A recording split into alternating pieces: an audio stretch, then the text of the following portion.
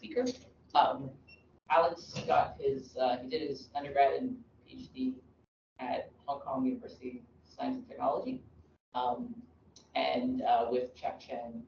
And afterwards, he was a postdoc here, and then a research associate here in John's group for a few years. And then he went to National University of Singapore, assistant professor. And then we were very lucky that in 2020, he came back to Toronto. He's now a research scientist at the Air Quality Research Division at Environment and Climate Change Canada. Alex's research covers many different areas, including optical properties of aerosols, mass spectrometry, and a lot of detailed chemistry between nitrogen-containing compounds and glyoxal.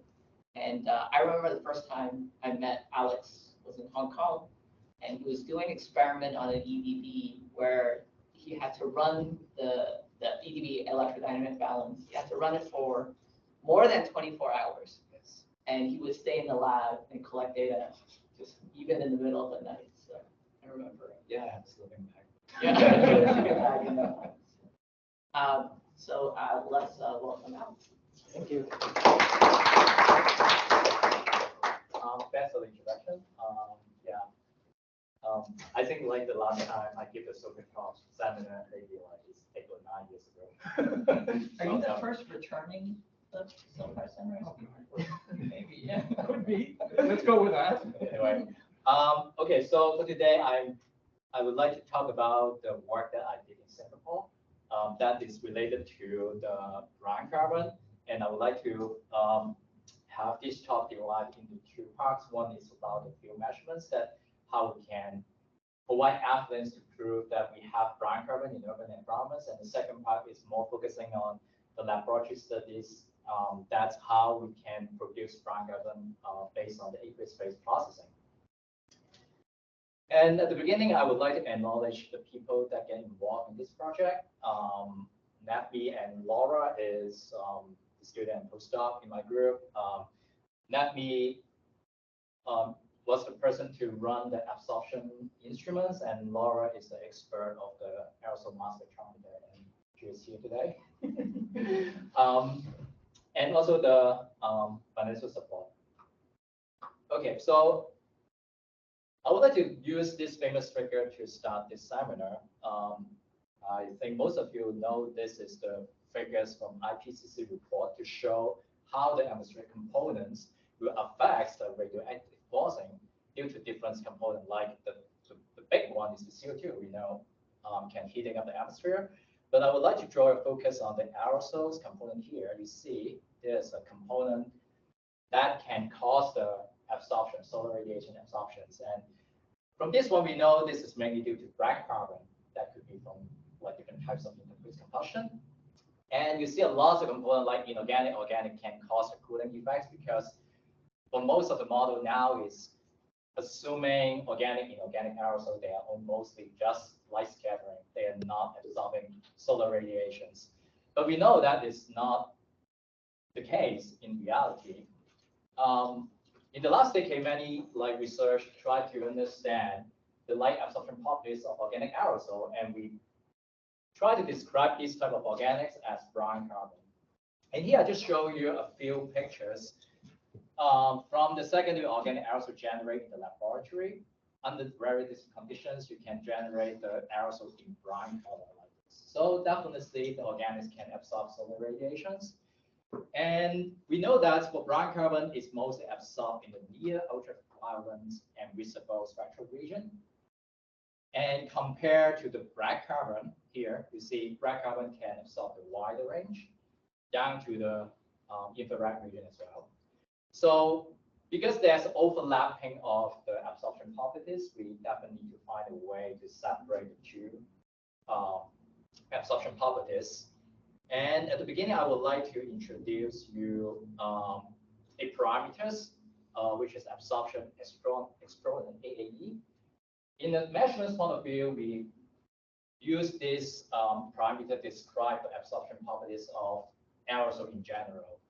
So from this figure, you can see for the black carbon, we basically assume the AAE close to 1 for black carbon. And the rest, let's say if you have measurements, if you have the AAE that's higher than around 2, people that believe that we will have brown carbon in the aerosols.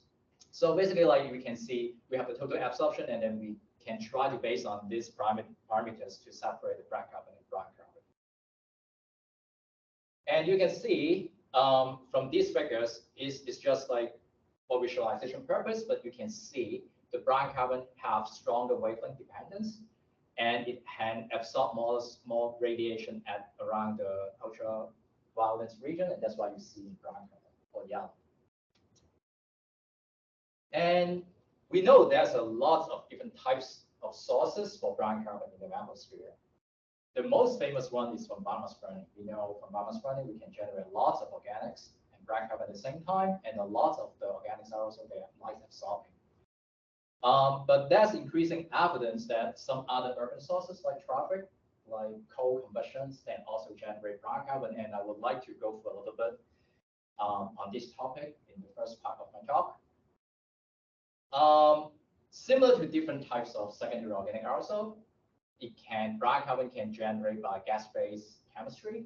We have different VOC precursor can generate secondary organic aerosols, and also the aerosol can go through aqueous-phase processing, like in cloud or fog water.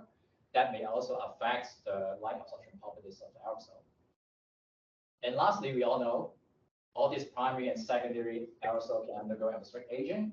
That can also change the optical properties of the particles. So it's a very complicated process, just like the typical SOA chemistry. But like, of course, like I'm more focusing on like how the aging process may affect the particles rather than the chemical speciation.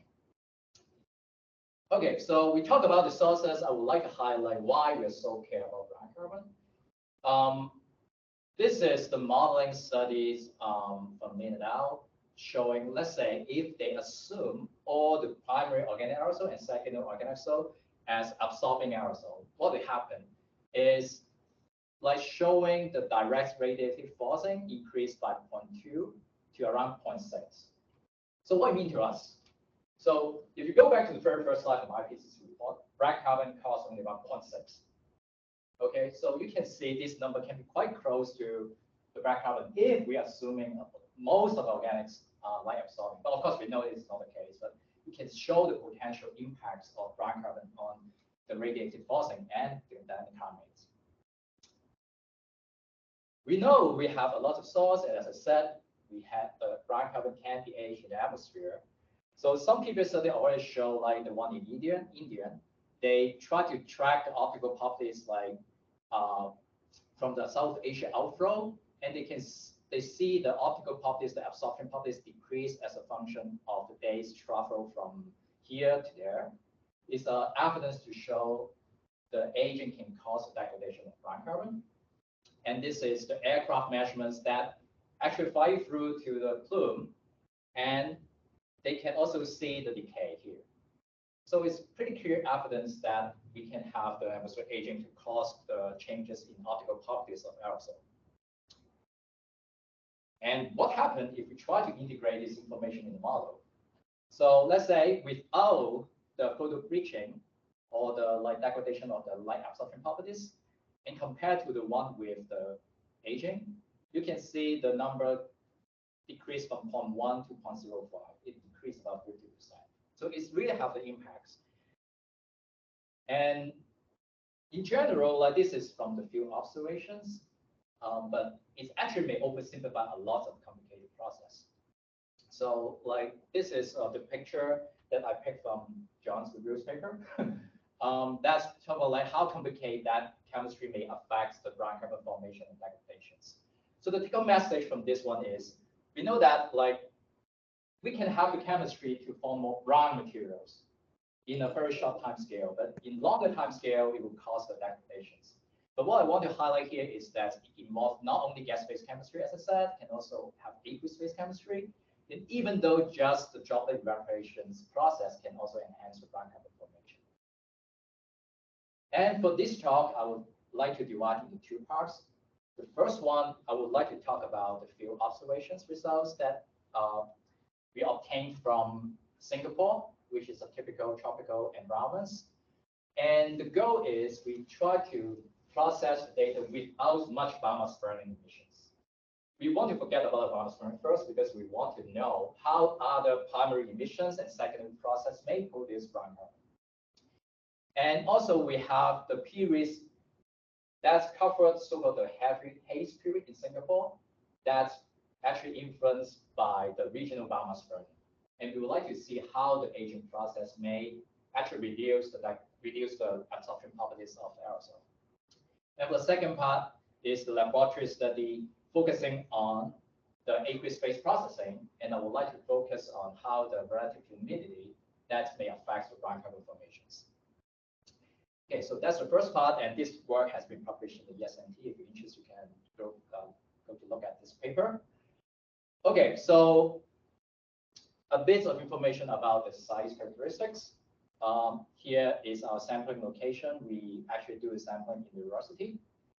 And we have two major highways so close to us, so we expect a lot of traffic emissions. And we also have the shipping port here and the big industrial region. So Singapore is a very tiny country, but we have a huge shipping port, and the industrial region is actually including the petrochemical industry. So whenever we have the sea breeze, we will expect some of the industrial emission may bring to the site. And that would be a very ideal environment for us to understand the air mass that's under industrial influence, how may it affect the aerosol properties. And this is the instrument that we use to measure the light absorption properties of organic aerosol and black carbon.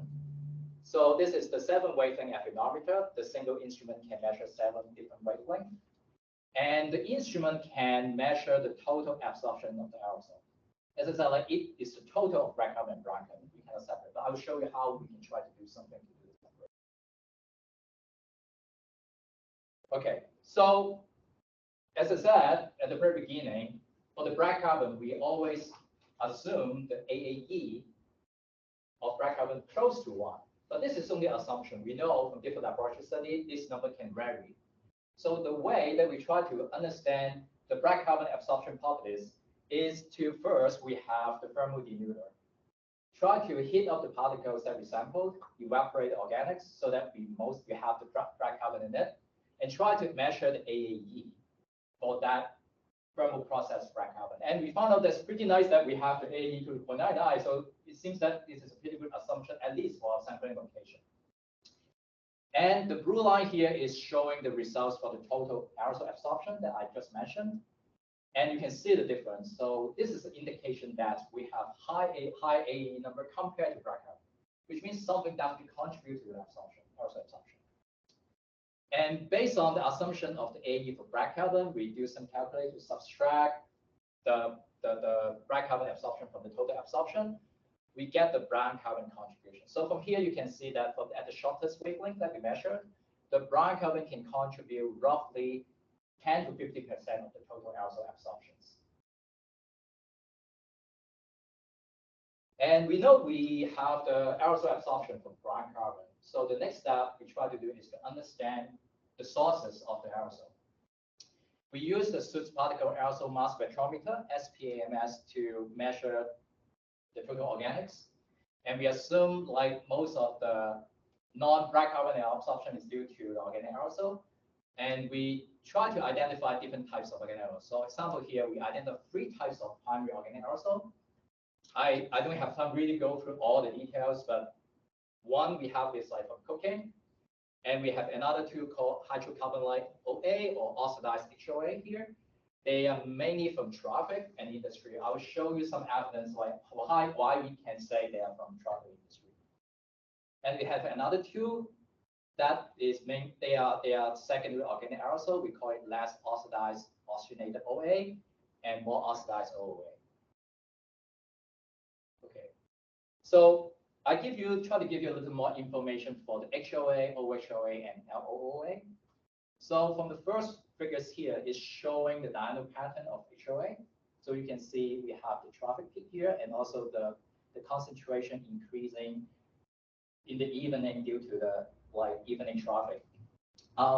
So you can see like this is the rim-rose spot, and you can see like mainly the concentration is only high at very like low wind speed condition. So it's given evidence that this is from traffic, mainly from traffic.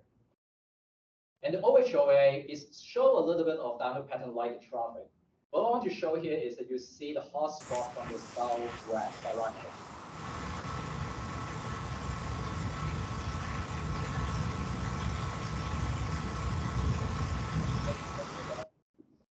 Okay, thank you. So if you still remember the location of the sites, you can see like there's some transport of the pollutants from the southwest to the sites. So, and we believe that these primary emissions have some industrial influence, but it's mixed. We cannot completely separate them.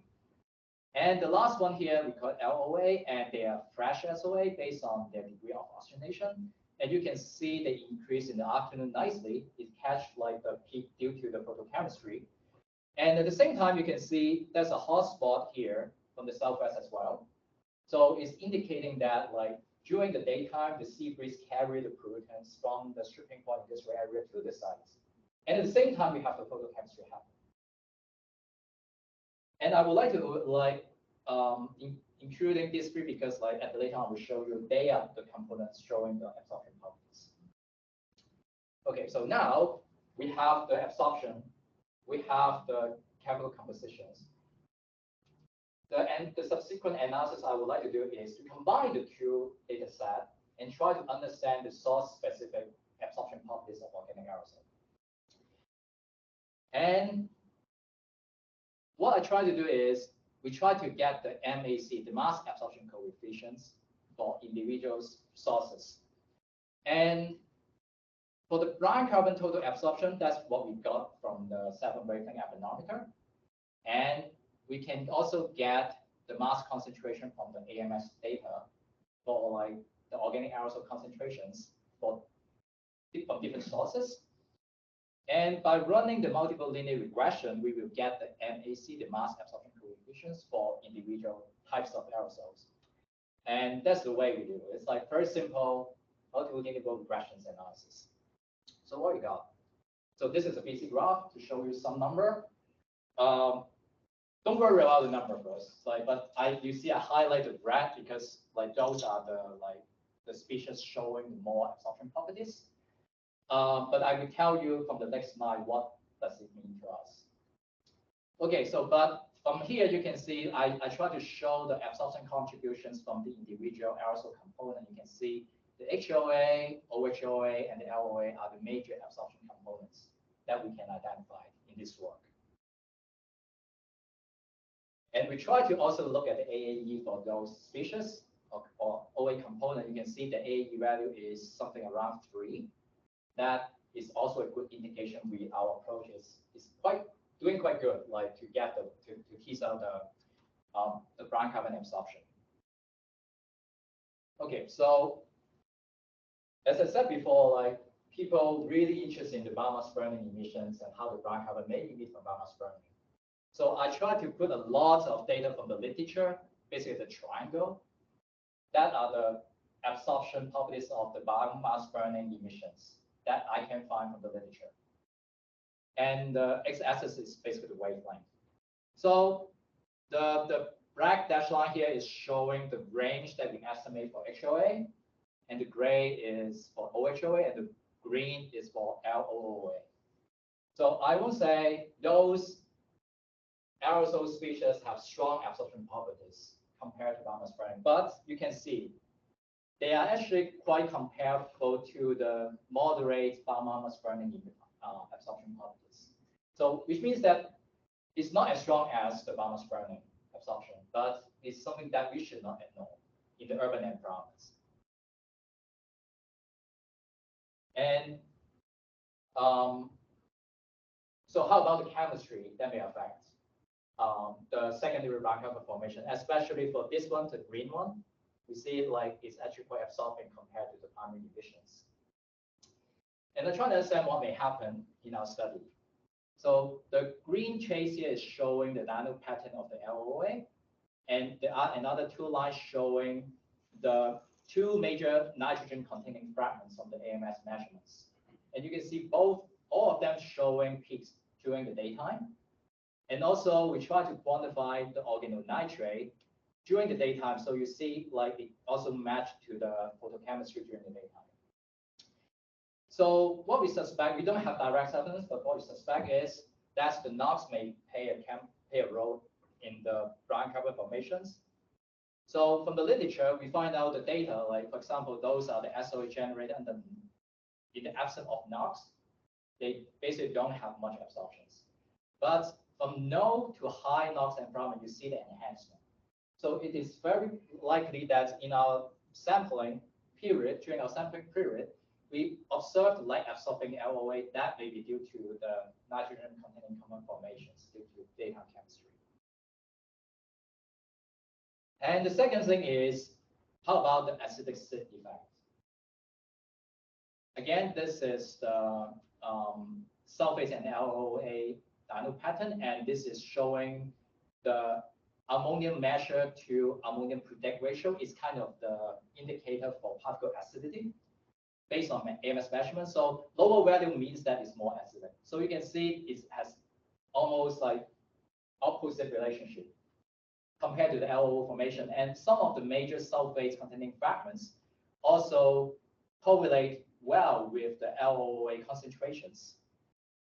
So from the literature, what we can find is that, like, from the neutral sit results compared to acidic sit, you can see the acidic aerosol can actually enhance the absorption properties of the organic aerosols.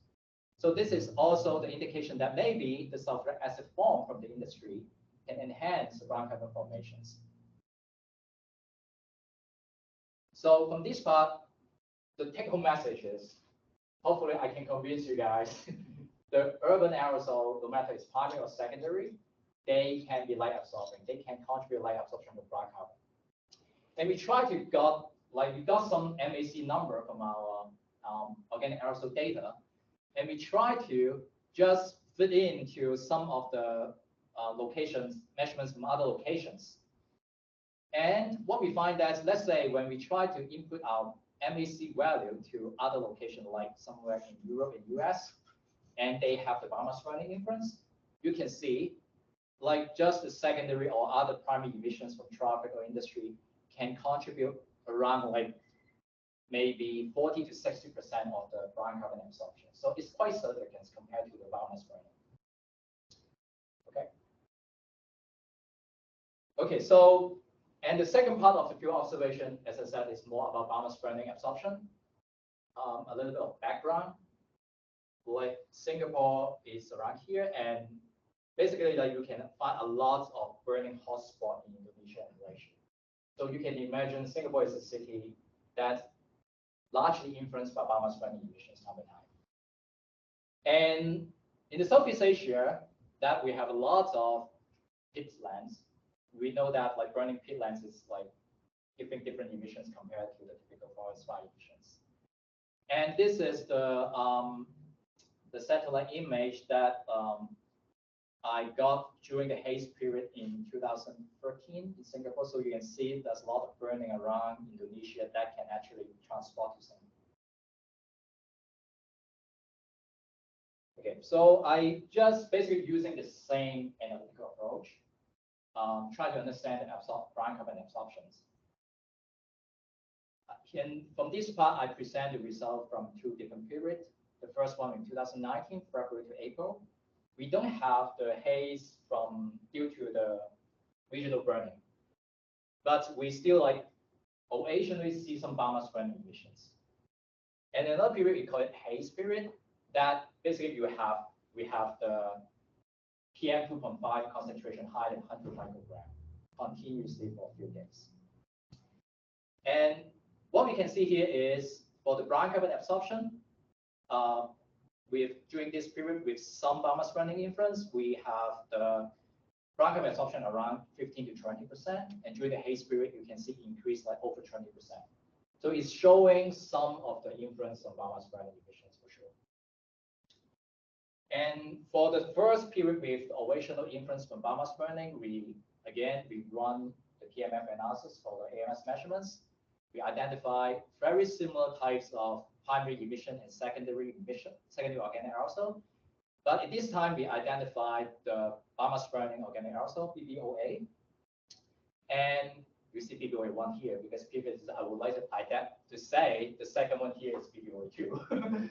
But time by time, we have a little bit more evidence to say this is kind of unknown primary organic aerosol emissions. I will show you the evidence later on. Okay, so let's focus on these two factors. So for the BBOA, we have the strong signal at the tracer, mass to charge ratio 60 and 73. That is the tracer that we use to identify BBOA from AMS measurements. Which is very, very strong signal. And this is just a download pattern. And the second one here is the UPOA. You see this is like dominated by hydrocarbon structure. But you can see the download pattern is so similar to the BBOA. But we don't have the signature from the biomass burning. So we think that that could be a mix of different types of burning. We're not saying we don't have any biomass burning because of this factor, but it seems that something else may be the main contributor to this factor. But anyway, they strongly correlate to each other. And we run the similar multiple linear regression model. And eventually we find out the BBOA1 have the absorption properties that are very close to the fresh BBOA that we observed in the literature. That's nice because we know that's a strong signal from mass to charge ratio 16 is telling us we have fresh BBOA materials. And the UPOA here, now you see, they're not absorbing at all. So it's another evidence to tell us like we better don't say that it's from biomass burning. It's something else. And from the more oxidized materials, it's more like from the background. We also observe the moderate absorption properties. But at least from here, you can see, like at the shortest wavelength that we measure, brown carbon from the BBOA are the major contributor, and followed by the more oxidized materials. And for the haze period, again, we identified the similar types of primary and secondary emissions, but we have another factor we call it haze OA, because we find these two factors concentration increase substantially during the period we have very high PM2.5 concentration.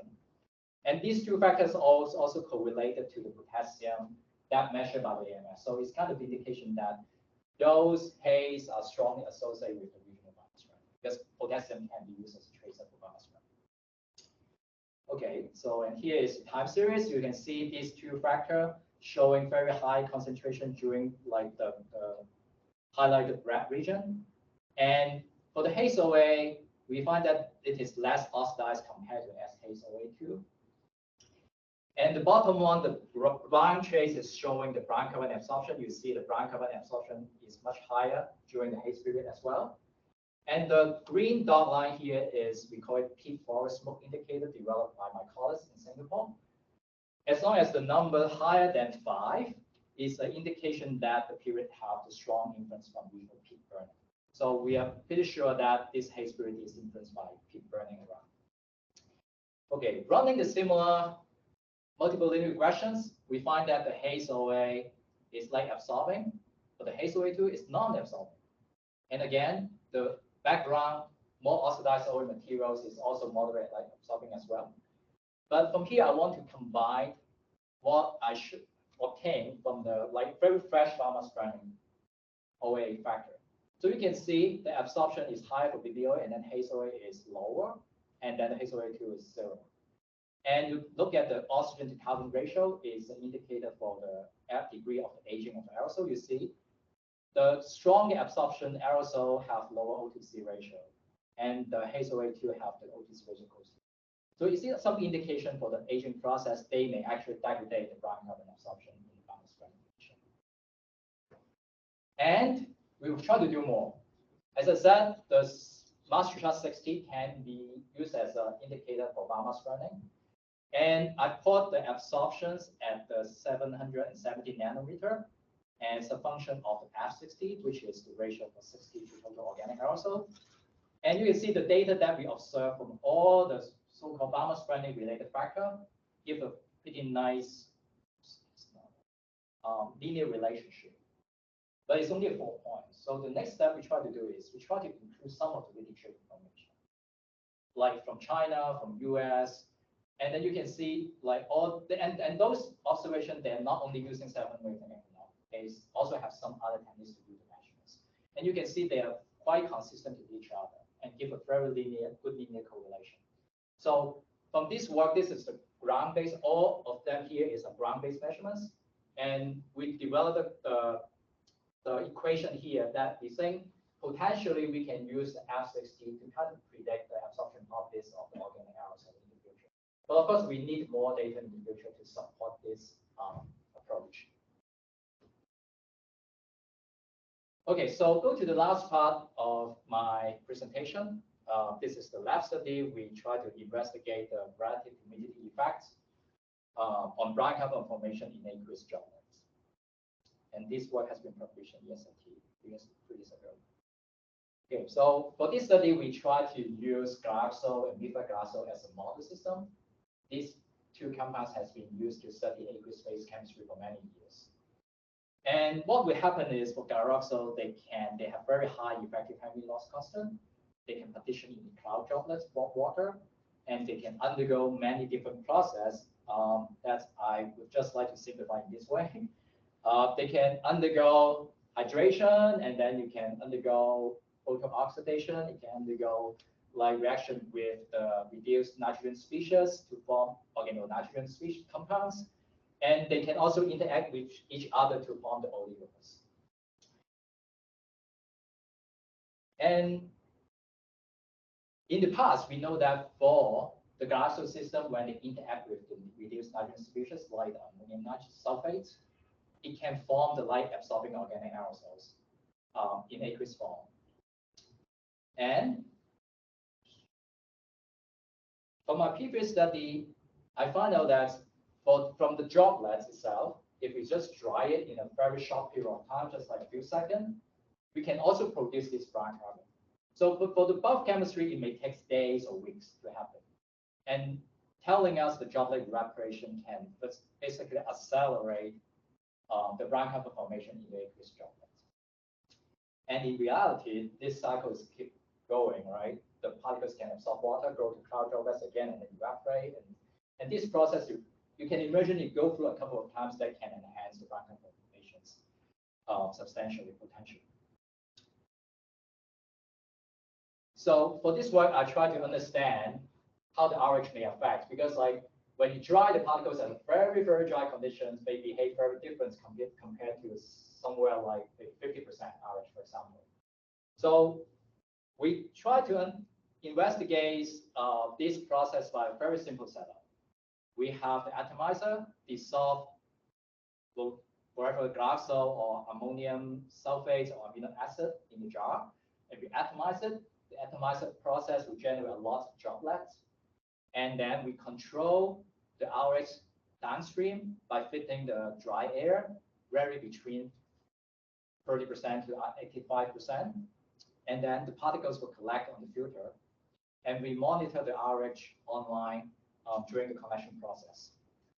So after we got the filter, we extract it, and we measure the absorptions of the aqueous extracts using this liquid waveguide capillary cell, which have very long path that can be very sensitive to light absorption in the aqueous extracts. And then we also do the total organic carbon analysis so that we got the total carbon content. Combining the two results, we can get the number for that is mass absorption efficiency. That is the absorptions normalized by the total carbon content that we collect on the filter.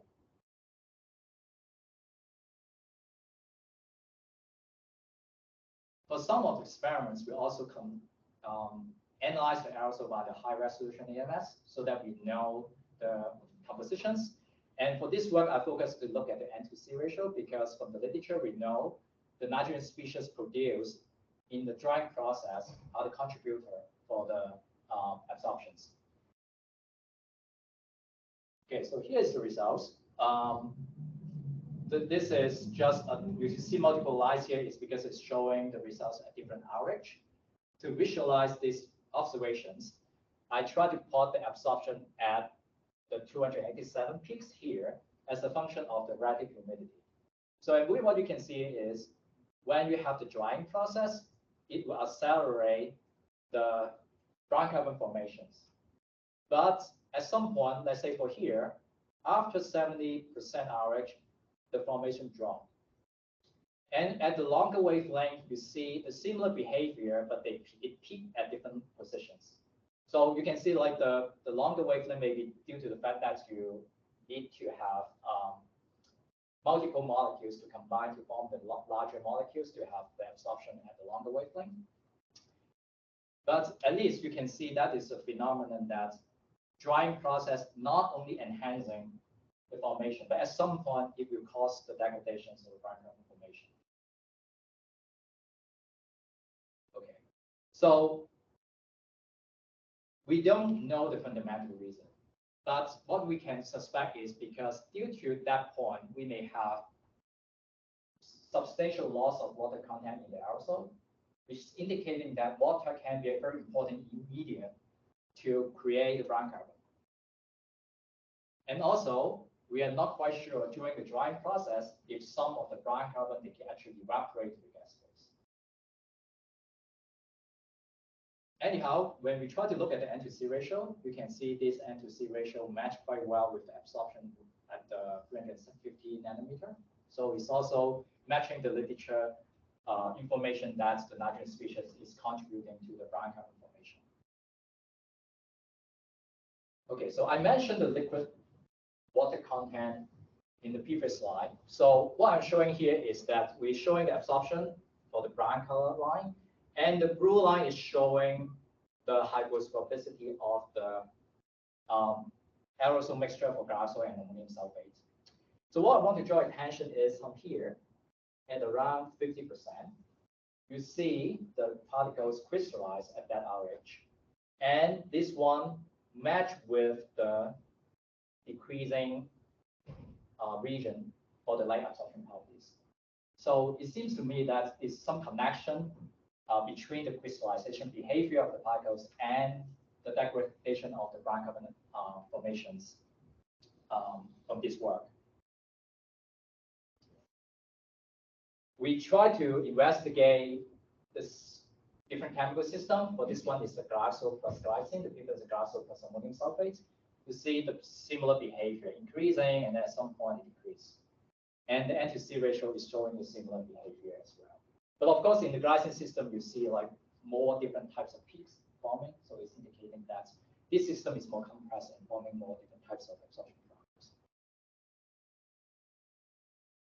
Again, we try to compare the absorption data to the hygroscopicity measurements.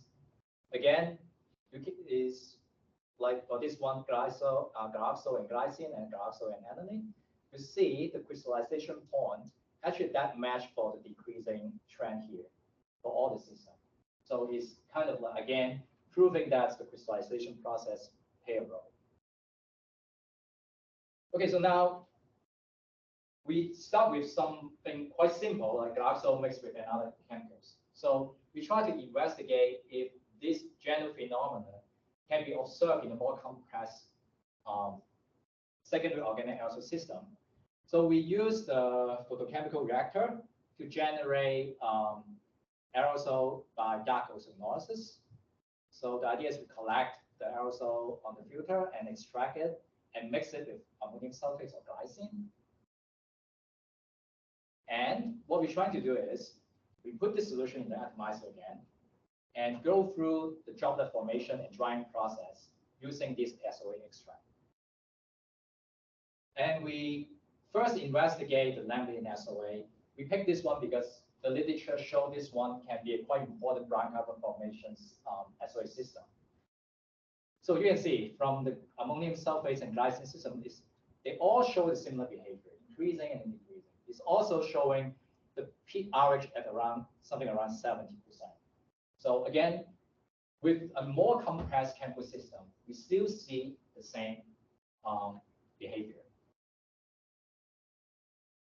And then we try to jump to an even more complicated system. We try to make the lamellin with alpha-pinene to investigate the biogenic interaction. And another one is lamellin plus taurine to mimic the biogenic and allergenic interactions. So what you can see here is when you try to understand the MAE value for different chemical system, you can see this pink one is for namaline alpha-pinene compared to just the pure namaline and alpha-pinene system to show the enhancement. It's a little bit hard to draw the conclusion for toluene, but you can see the namaline plus toluene also have quite high of the absorption property for the organic systems. This is for ammonium sulfate, but what about glycine? The glycine is more clear. Definitely, you can see how the alpha-pinene and toluene mixture enhance the brown carbon formations. So hopefully now you can see how important it is to investigate different types of precursor that how it affects the brown carbon formations. Okay, so here's the conclusion of my talk. So I think the first take-home message again is don't ignore primary brown carbon and secondary brown carbon in urban environments. It depends on what types of emissions that you may have in the city.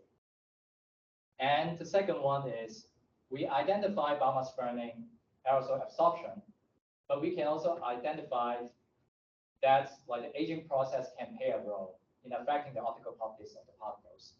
And we hope that the correlations between the absorption and the efficacy that we developed can be used in the future in the modeling practice. And we have some ongoing in future field study in Toronto. I'm going to apply the very similar approach to try to understand if we can got something similar or very different in different environments, because Singapore is a tropical region, and now in Canada it's completely different environments. So we have the one in winter this year, basically collaborate with John, and the sixth, which is in summer this year, led by York University. And Environment Canada and Climate Change Canada have another winter campaign next year that we will try to use the cruiser park in different locations to try to understand the brown carbon formation. And for the second part, we show that the RH can be important factor to affect the brown carbon formations in aqueous phase chemistry. And don't believe keep drying is helping brown carbon formation. We need something like intermediate RH conditions, like 50 to 60%. And the SOE generated by different VOC mixture can be critical. So I just used a 2 to 3 model system to demonstrate the effects, but obviously more work needs to be done.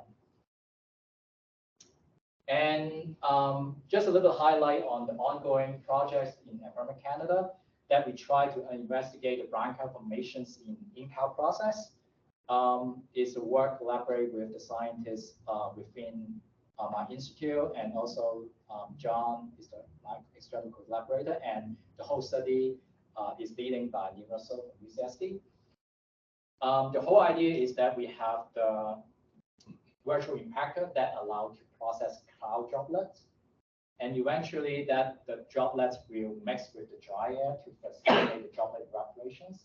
We are interested in if this process can cause the brown carbon formations. At the same time, we have the chemical ionization mass spectrometer to monitor the gas phase organic acid to see how the organics may play a role in the in-cow brown carbon formation processing. And thank you for your attention. Yeah, I'm happy to take any questions if you have.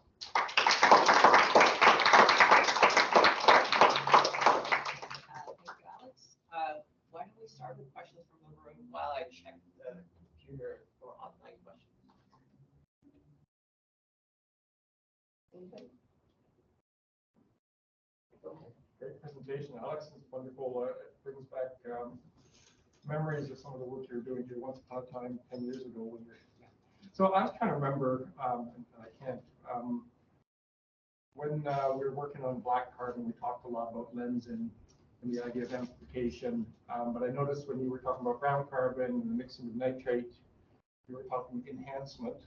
And I understood that the nitrate was increasing the production of organics that were absorbed. So it was not a amplification process. It was a chemical process. I just wanted to make sure I got that correct.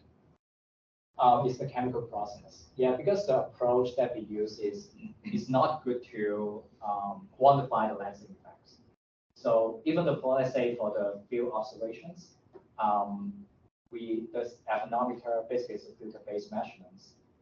We know that the other chemical species may affect the absorption properties, but it's not like the photoacoustic types of measurements. So we kind of believe that that is more due to the chemical processing rather than lensing effect. And one thing, the data that we try to treat very carefully is how the aerosol loading may affect the absorption measurements that we conduct. We basically screen out a lot of that. I cannot go through the details right now, but we make a lot of assumptions that for certain condition, we just take out the data, we don't include it. They try to be very conservative. So, and that's why actually the MAC value, for example, that we report from the field is kind of the lower limit already. We try to be very conservative, but you still see the results are showing that we have moderately absorbing materials, no matter from time emission and second sources. Yeah, it's good to see you again in Toronto. So it's nice.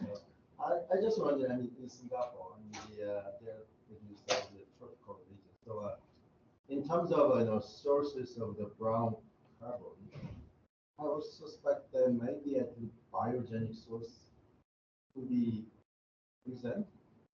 But I think most of the time you focus on the biomass burning. So, because of you only looking at the winter time, I'm just wondering how the contribution of a biogenic source in that area. Definitely, we will have the biogenic SOA information. Green city, Singapore is a green city. But in this work, it's also the limitation of the AMS characterizations. We cannot really say this is the SOA formed from biogenic or organic sources. So I would say, the secondary organic aerosol components that we observe are due to the biogenic and biogenic interactions mixture. Okay, but at least for the LOOA that we identified in the first field study, we have pretty good evidence to show we have all this industry influence. For example, we show not only the wind directions, because when you try to look at, for example, aerosol acidity, this sort of thing, they have the petrochemical compress, they form more freshly produced sulfuric acid, for example. Those are the indication that is under some epigenic, strongly in the industrial influence. So, but of course, you cannot avoid the biogenic species involved in the process. But at least I would say those SOA species that identify this work, or the brown carbon absorption is mainly affected by the industry. Yeah, but again, we cannot separate. I think, to be honest, I think the AMS community really tried to say if we can separate SOA factor from biogenic sources or epigenic sources, but I also spent some time by myself, but I think it's super difficult. It's almost impossible. Unless I think if you can, for example, try to integrate with other measurements, for example, maybe VOC measurements, other measurements that basically provide more source specific information. If you run the PMF, probably we can get it. Yeah, but I don't have a definite answer for you. So. Yeah, right. So I'm wondering then maybe some additional measurement, some another isotopes in the analysis in the future. Oh yeah, I didn't do it by myself, but my colleagues in Singapore tried to do it, because the Singapore, they are so interested in how the regional biomass burning they affect the air quality. So I think most of the previous study they more targeting the period that so-called they have the haze period. So I cannot recall if they have any other study try to focus on the non-haze period.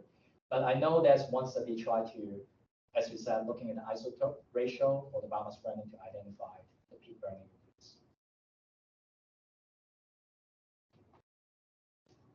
Right. Other questions online, or I'll keep I don't see anyone online want to ask any questions. Feel free to chime in. Okay, too late. I had another question about the unidentified primary organic aerosol. So There's two parts to the question. One was you showed us the diurnal pattern of it, and it was low during the day and high in the morning at night. And so that, to me, looks like a local factor. And then the second part to it was, I'm trying to remember for the soot particle AMS, whether it has to have an absorbent black core in order to get detected, or can it have something else in order to allow it to be detected? So for the first question, yeah, we suspect that it's a local combustion. Yeah. And also because like of the boundary layer, this set of effects that cause this issue. So we think that, but I tend to think that it's more from positive combustion process because, like we have the petrochemical compress. They may have the flue gas like burning during night time. That's the possibility. It's also like sometimes you see the black carbon also enhanced during night. But like because like we have very limited information from the government, so that we cannot really say what they are. And for that field study, we actually suffer from separating like HOA and COA as well. So it's very mixed conditions. And for the second questions, we use the SPMS, but for the data analysis I showed today, we actually just like operate on like the standard areas. Okay. So, but like if we ran a lot of measurements with the laser module that can detect the black carbon fragment as well with some metal. So, and in some of our latest study, we actually can make use of the metal and black carbon information to better identify some of the industrial emissions. For example, like we definitely see higher vanadium and nickel from the industry. So that's why I didn't like really tell here today because it's not the instrumentation talk, but we have the evidence that we can help more. But that one required heating up the black carbon. Yeah. So you talked about the narrow range of humidity enhancing the production for brown carbon. Do you know or suspect if there is also an enhancement or maybe some sort of curve like that for the eventual fate of the brown carbon? And then based on that, could you do like some sort of meta-analysis based on the climates of different regions and the brown carbon you see in those areas? Well, again, as I said, like I don't have a definite answer for like the fundamental reason why it caused this decrease. But as I showed, like at least that is strongly related to the water content in the aerosol. So you see, when I say 50–70%, is actually you can see how they've been linked to the crystallization average of the system. So I tend to think that is related to that. So if you go back to questions like if other people can make use of information, I would say I encourage them to explore the possibility because you can see like, let's say for example, if we know the average condition in the ambient, and let's say we also have the aerosol composition and we can model the hygroscopicity, this is in a sense that we can link up all this information. So, but I think it's still a long way to go. Provided that I just like showing you a couple of model system, chemical systems. I think more effort is basically need to have generalizations, the behavior. Let's say, for example, the toluene, for example, I personally not think it's a super ideal inference for opportunity because like toluene is not very good for SO formations. But anyway, we have some restriction, we have to use that. But let's say naphthalene may be another better one. So I think, yeah, that's actually what I hope to make the connections. So, but I think some more generalizations. Just follow up on Taylor's question. Yeah, I know you said that you don't know, why it's decreasing, but I'm going to ask you why it's decreasing. Is it because you said when it dries, you lose that absorption, right? Yeah. So what's so special about the aqueous environment? Like, is it because it's an aromatic compound that becomes protonated? Is it acidity? Like, because I know there are some studies that show that acidity affects the absorption. Yeah. So, yeah, I think one thing I suspect is like the drying process is a very, very fast process in the study. Let's say maybe less, all the second. So, and all the compounds, let's say galactose, methyl galactose, they are very small molecule. And what you can imagine is like, okay, why dioxide and methyl dioxide can be fine in the aqueous phase because they can undergo hydration process. And that's why they have very high effective chemical loss constant. But let's say if you keep drying, you draw in the water, the hydration process become reversed and form the dioxide, and they can be evaporate quickly. So I also tend to think that is the process that you need to have the materials to form the ground carbon. At the same time, they also like kind of evaporate into the gas phase at the same time. And the water is the medium that you need to like has medium to let the reaction to happen. And if you go back to the dioxide and methyl dioxide literature, you know, actually the monohydrate is the most reactive one. So like I don't know how it may happen at different hours, but you can see that's a balance of many different factors. Yeah. If there are no further questions, we're right at 4 o'clock. So let's. Oh, Greg. Greg has to extend this. Don't blame me. Blame Greg. Actually, it's just just to let you know. So I was speaking with Christiane George, who's visiting ECCC tomorrow, giving a talk here on campus on Friday, and I was talking with Deborah lunch, and we we're talking about swap it, and neither one of us could remember what it stood for. So he's going to be visiting tomorrow, so make sure you're ready to tell him what that stands for. I could not remember. But the other one is I wanted to send kudos to our colleagues at York for coming up with 6. And that's a brilliant name. I have no idea what it stands for, but the field campaign, I think 6 sounds like a very good Toronto field campaign. So. What does FROST stand for? Forgot already. We forgot already. We came up with so some. lucky on that. I mean, it's a great name. I try to put the name in the presentations. Frost is good. Not as good as 6. Anyway, well, let's thank Alex for a wonderful talk.